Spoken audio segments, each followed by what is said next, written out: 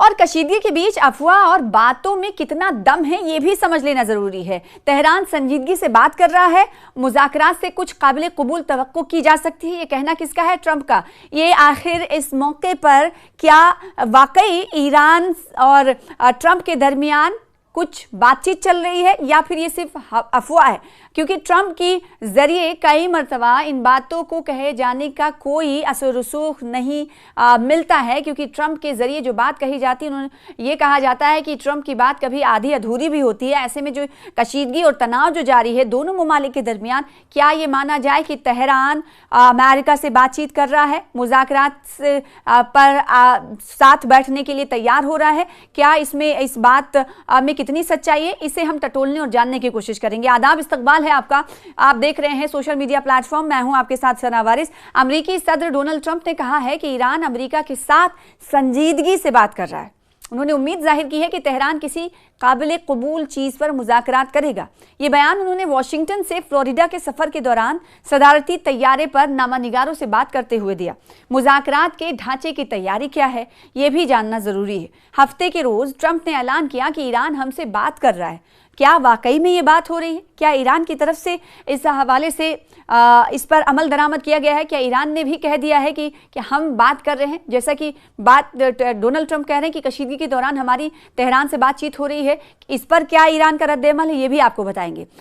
Donald Trump कहते हैं एक न्यूज़ एजेंसी से कि तेहरान हमसे बात कर रहा है, देखेंगे कि हम कुछ कर सकते हैं या नहीं, वरना देखेंगे क्या होता है। उन्होंने कहा कि हमारा एक बड़ा बहरी बेड़ा वहां जा रहा है, वो मुज़ाकरात कर रहे हैं।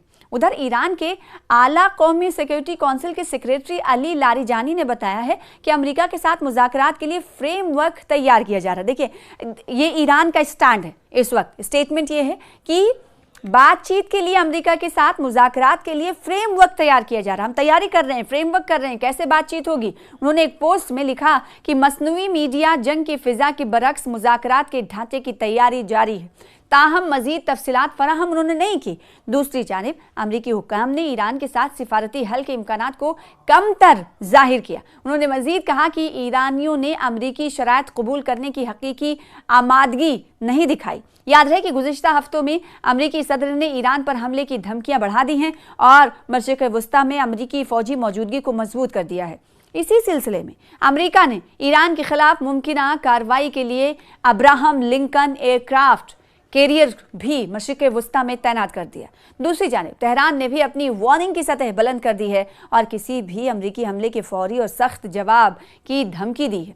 जनूबी ईरान के बंदरगाह बंदर अब्बास में धमाके के साथ साथ सोशल मीडिया बिलखुसूस टेलीग्राम पर ईरानी बहरिया के कमांडर ब्रिगेडियर जनरल अली रजा तंगसीरी के कत्ल से मुतालिक अफवाहें फैल गई। ताहम ईरानी हुकाम ने किसी भी किस्म के कत्ल की तरदीद कर दी है और तरदीद करते हुए इस बात की तस्दीक की है कि पासदाराने इनकलाब के ब्रिगेडियर जनरल बिल्कुल खैरियत से हैं, सही सलामत हैं, उन्हें किसी तरह का नुकसान नहीं हुआ, ना एक हरफ भी उन्हें नहीं लगी। इसी दौरान एक बाखबर जराए ने तस्दीक की है कि तंगसीरी की सेहत बेहतर है और बहरिया की कार्रवाइयां मामूल के मुताबिक जारी हैं। यानी जो बहरिया मोर्चाबंदी ईरान में कर रही है वो उस पर चल रही है मामूल के मुताबिक। ईरानी ज़राए का ख्याल है कि इस अफवाह को अवामी राय आम्मा को गैर मुस्तहकम करने के मकसद से जानबूझकर फैलाया जा रहा है। यानी टेंशन तो है, उसमें और टेंशन क्रिएट करने की बात करी जा रही है। ईरान ये कह रहा है कि हमारे यहाँ किसी को किसी तरह का नुकसान नहीं हुआ और